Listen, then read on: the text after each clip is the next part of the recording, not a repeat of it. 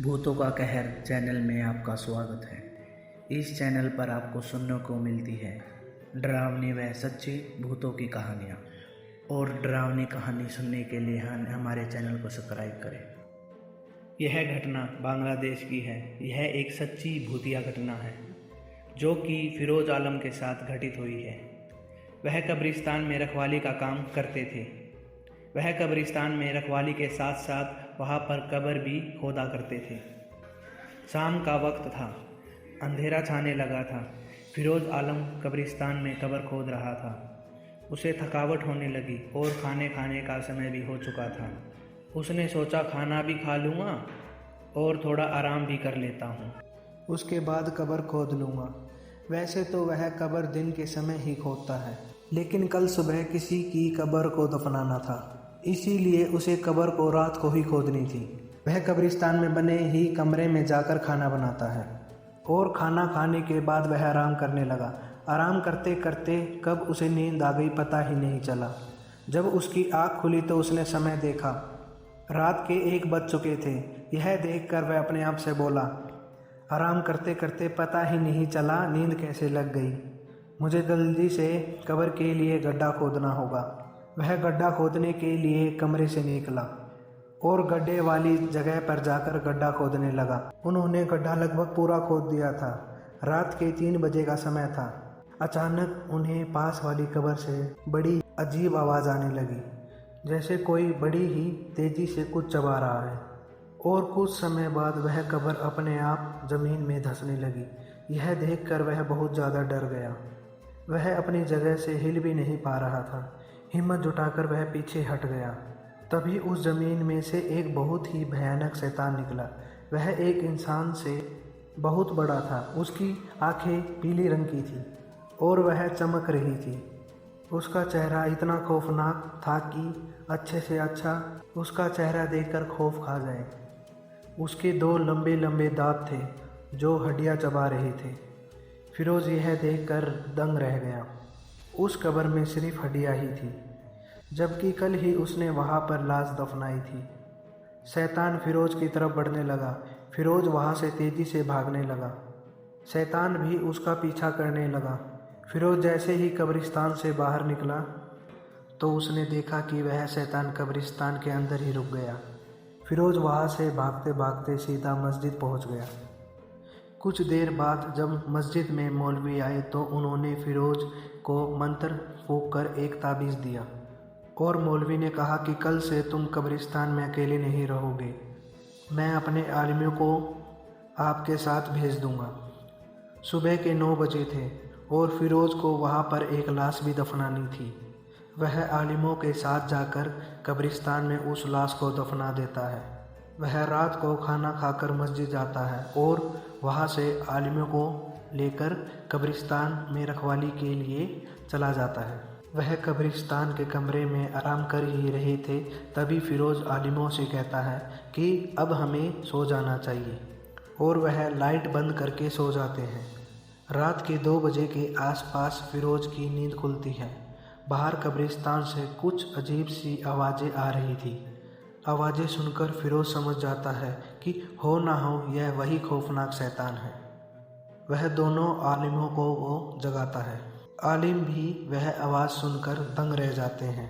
तीनों हिम्मत करके कमरे से निकलते हैं और कब्रिस्तान के अंदर की तरफ जाते हैं।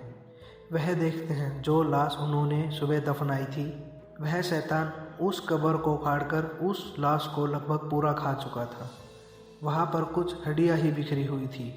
जब शैतान की नज़र फिरोज और आलिमों पर पड़ती है तो उसका भयानक चेहरा और चमकती हुई पीली आंखें देखकर आलिमों के हाथ पैर कांपने लगते हैं। फिरोज उन्हें तेज़ आवाज़ में कहता है, यह वही शैतान है जो कब्रिस्तान की लाशों को खाता है। वह शैतान उनकी तरफ बढ़ने लगता है। यह देखकर आलिम भी अपनी शक्तियों का प्रयोग करने लगते हैं, मानो उनकी शक्तियों का उस शैतान पर कोई असर नहीं होता है और उनकी तरफ बढ़ता रहता है।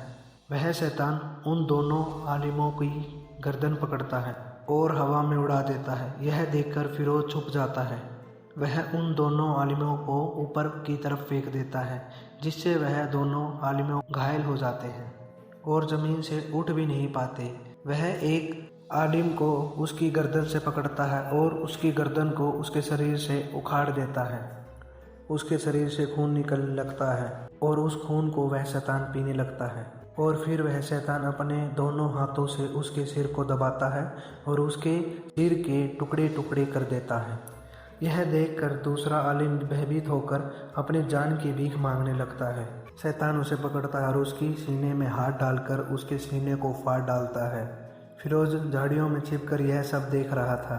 यह देखने के बाद वह डर के मारे कब बेहोश हो गया उसे पता भी नहीं चला। सुबह जब सूर्य की किरणें उस पर पड़ती हैं तो तब उसे होश आता है। वह देखता है कि जहाँ पर शैतान ने उन आलिमों को मारा था वहाँ पर सिर्फ हड्डियाँ ही हड्डियाँ बिखरी हुई थी। वह यह सब कुछ देखकर तुरंत ही कब्रिस्तान से निकलकर मस्जिद पहुँचता है। वह रात की पूरी घटना मौलवी साहब को बताता है। पूरी बात सुन मौलवी कहता है, मूर्ख, तूने मुझको यह पहले क्यों नहीं बताया कि पीली आँखों वाला शैतान है। इस शैतान के बारे में मुझे मेरे मौलवी साहब ने बताया था कि यह शैतान कोई मामूली शैतान नहीं है। यह सब शैतानों में सबसे खतरनाक शैतान है। इस शैतान का सामना करना मानो अपनी मौत का बुलावा देना जैसा है और यह सिर्फ रात को ही शिकार के लिए ज़मीन से निकलता है। जब इसे कोई शिकार नहीं मिलता तो तब यह कब्रिस्तान की लाशों को ही खा जाता है और अब तक तो यह पूरे कब्रिस्तान पर कब्जा कर चुका होगा। मौलवी साहब कहते हैं, इस शैतान का सामना करने के लिए मुझे पूरे 1 महीने का इबादत करनी पड़ेगी और आज से ही रमज़ान का महीना शुरू हो रहा है। इस बीच तुम गाँव वालों को बता दो कि भूलकर भी कोई कब्रिस्तान में ना जाए और ना ही उसके आसपास जाए। यह कहकर मौलवी साहब इबादत करने के लिए मस्जिद के अंदर चले जाते हैं। यह बात जब पूरे गांव को पता चलती है तो पूरे गांव में खौफ का माहौल छा जाता है। उस बीच कुछ दिनों तक तो सब कुछ ठीक चलता रहा।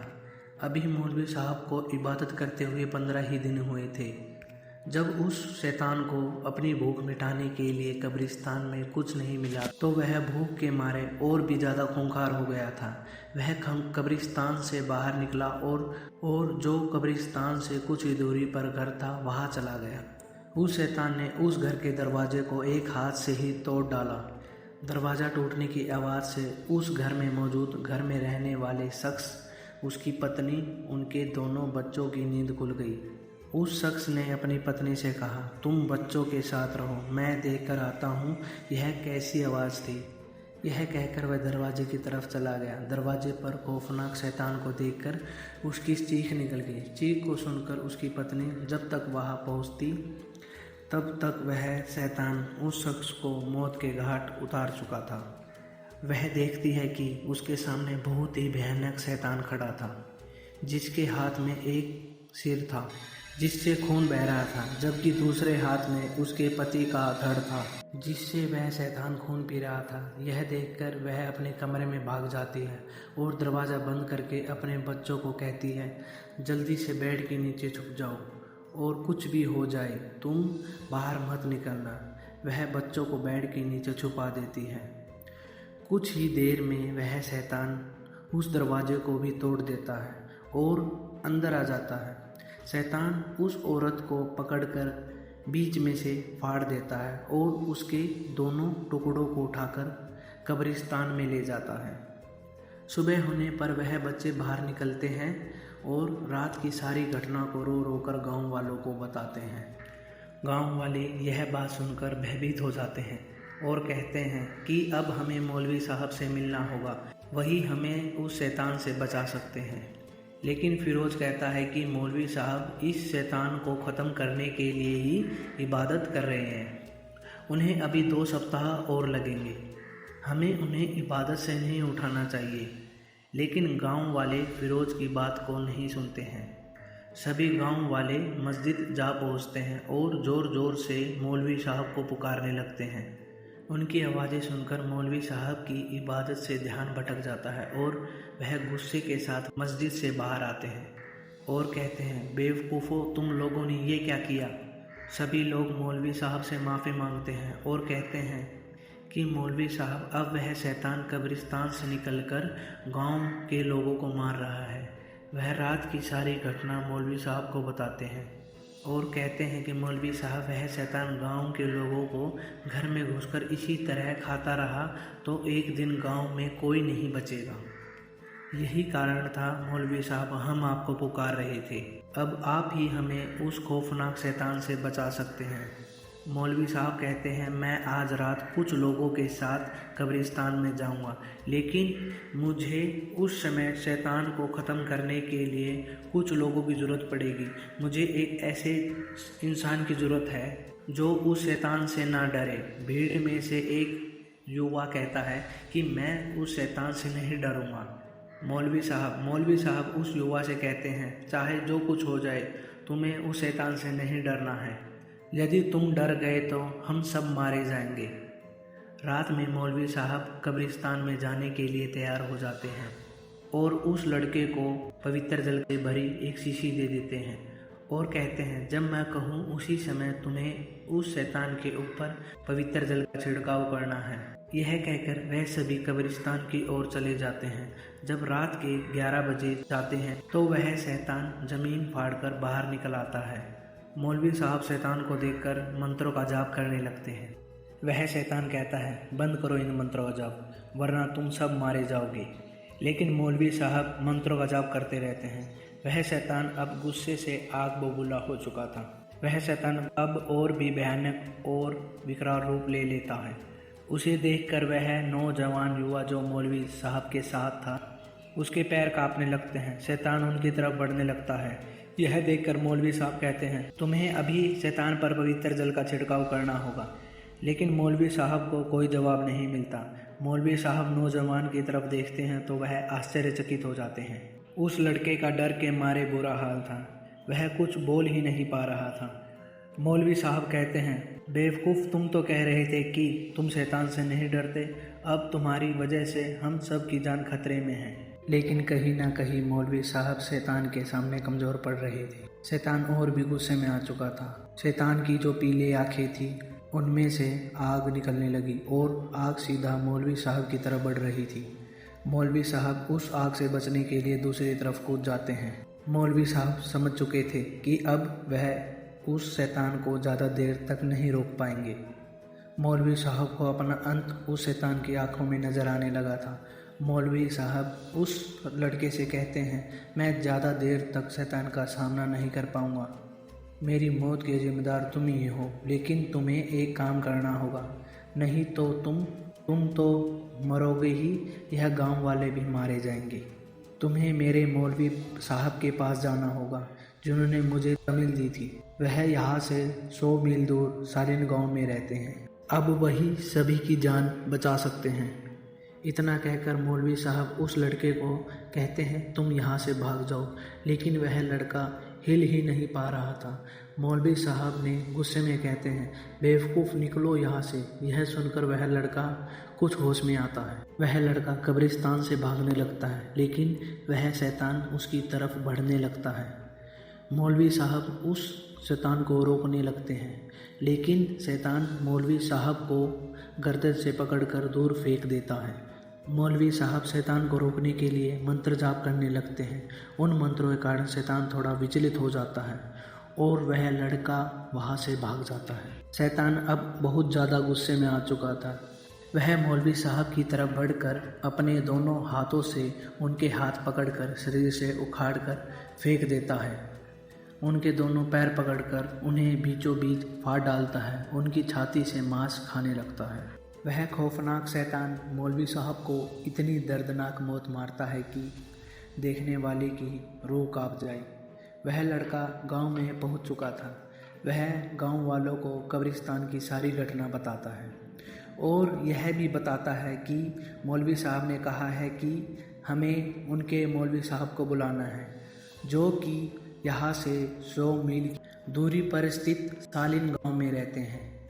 अब वही हमें उस शैतान से बचा सकते हैं। यह सब सुनने के बाद गांव वालों ने पूरी रात खौफ के साए में गुजारी। सुबह होने पर गांव वालों ने फैसला किया कि फिरोज़ आलम और वह लड़का दोनों मौलवी साहब को बुलाने के लिए सालिन गांव जाएंगे। वह दोनों मौलवी साहब को बुलाने के लिए सालिन गांव जाने के लिए रवाना हो जाते हैं। सालिन गांव पहुंचने के लिए उन्हें बहुत सारी कठिनाई का सामना करना पड़ता, क्योंकि सालिन गांव जंगलों में मौजूद था। वह बहुत सारी कठिनाइयों का सामना करने के बाद रात को सालिन गांव पहुंचे। उन्होंने गांव की मस्जिद में जाकर मौलवी साहब को ढूंढा, लेकिन उन्हें पता चला मौलवी साहब अब बहुत ही बुजुर्ग हो चुके थे और अब वह मस्जिद में नहीं आते थे। वह पूरा दिन अपने घर में ही रहते थे और इबादत करते थे। गांव वालों से उन्होंने उनके घर का पता लिया और मौलवी साहब से मिलने के लिए उनके घर चले गए। उन्होंने मौलवी साहब को बताया उन्हें यहाँ उन्हीं से तमीम लिए हुए नूर मोहम्मद साहब ने भेजा है और उन्हें शैतान के बारे में सब कुछ बता दिया। मौलवी साहब भी उस शैतान के बारे में जानकर चकित रह गए। उन्होंने कहा, मैं पहले भी वैसे ही शैतान का सामना कर चुका हूँ और हमने उसे ख़त्म भी कर दिया था, लेकिन उस समय मेरे साथ मेरे दोस्त तांत्रिक भी थे। उन्हें बहुत सी तंत्र विद्याओं में महारत हासिल थी, लेकिन अब वो इस गांव से निकलकर जो जंगल है उसी में ध्यान में लीन है। तुम्हें उन्हें ढूंढना होगा, हम दोनों ही उस शैतान का सामना कर पाएंगे। और मौलवी साहब उन्हें जंगल का रास्ता बताते हैं और तांत्रिक को ढूंढने के लिए भेज देते हैं। वह 2 दिनों तक जंगल में भटकते रहते हैं। आखिरकार उन्हें तांत्रिक मिल ही जाता है। तांत्रिक वहाँ पर एक छोटी सी कुटिया में रहता है और वहीं पर पूजा पाठ करता है। वह दोनों तांत्रिक को बताते हैं कि कैसे गांव में शैतान का आतंक फैल चुका है और हमें मौलवी साहब ने आपको बुलाने के लिए भेजा है। यह सुनकर तांत्रिक ने उनके साथ चलने के लिए तैयार हो जाता है। तांत्रिक अपनी त्रिशूल उठाता है और उनके साथ गांव की तरफ चल पड़ता है। सालिन गांव पहुंचने के बाद तांत्रिक और मौलवी विचार विमर्श करते हैं कि कैसे हम दोनों उस शैतान को ख़त्म करेंगे। तांत्रिक और मौलवी साहब उन दोनों के साथ उस गांव के लिए निकल पड़ते हैं। गांव में पहुंचने में उन्हें 1 दिन का समय और लग जाता है। वहां जाकर उन्हें पता चलता है कि पिछले 4 दिनों में उस शैतान ने गांव में 12 लोगों को बेदर्दी के साथ मारकर उनकी लाश को बुरी तरह खा गया। तांत्रिक और मौलवी ने गांव वालों से कहा कि आप सभी को डरने की कोई ज़रूरत नहीं है, अब हम आ गए हैं और उस शैतान का खात्मा निश्चित है। तांत्रिक कहता है कि उस शैतान के साथ साथ आप लोगों के मन में बसे डर को भी ख़त्म करना होगा, इसीलिए आप सभी हमारे साथ कब्रिस्तान चलेंगे। आप कब्रिस्तान के बाहर खड़े रहेंगे और हम उस शैतान का अंत आप सभी के सामने करेंगे। रात को सभी लोग तांत्रिक और मौलवी के साथ कब्रिस्तान पहुंच जाते हैं। रात के 12 बजे के आसपास वह शैतान ज़मीन फाड़कर बाहर निकल आता है। तांत्रिक और मौलवी एक साथ देखकर वो बहुत ही खूंखार रूप ले लेता है और उसकी आंखों से आग निकलती है जो तांत्रिक और मौलवी की ओर जाती है। मौलवी साहब अपनी शक्तियों से पानी की दीवार बना लेते हैं और आग का उन पर कोई प्रभाव नहीं पड़ता। यह देखकर शैतान और भी ज़्यादा गुस्से में आ जाता है और वह एक बवंडर बना लेता है। बवंडर इतना भयानक था कि आसपास की सभी चीज़ें उड़कर उनमें शामिल हो रही थी। वह बवंडर बहुत ही तेज़ी से उन दोनों की तरफ बढ़ रहा था।